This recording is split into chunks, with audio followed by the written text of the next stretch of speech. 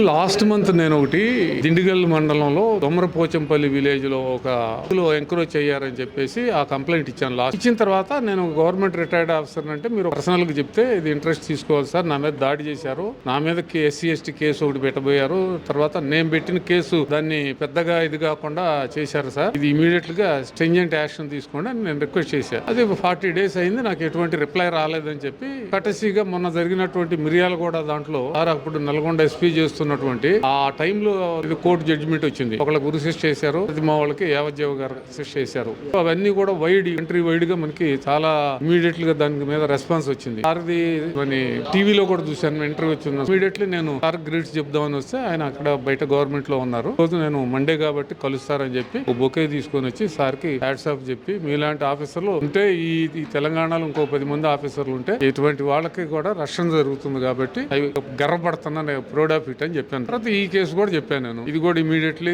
Settle చేయండి sir అని చెప్పాను. ఇవాళ రేపు హైదరాబాద్ లో ఈ ల్యాండ్ల మీద బాగా గ్రాప్ జరుగుతుంది. పార్క్ ప్లేస్ ఉంటుంది, పార్క్ ప్లేస్ లోకి వచ్చేస్తున్నారు. ఎవడన్నా అటెంప్ట్ కనుక కలుగు చేసుకుంటే మన మీద అటెంప్ట్ మర్డర్ కొడుతున్నారు. నన్ను చెట్టు కట్టేసి కూడా కొట్టారు. అది అందుకని దాని మీద కట్టసిగా సార్ అది ప్లస్ ఇది చెబుదామని మెయిన్ మిరియాల కూడా ఇన్సిడెంట్ గురించి కలవడానికి వచ్చాను.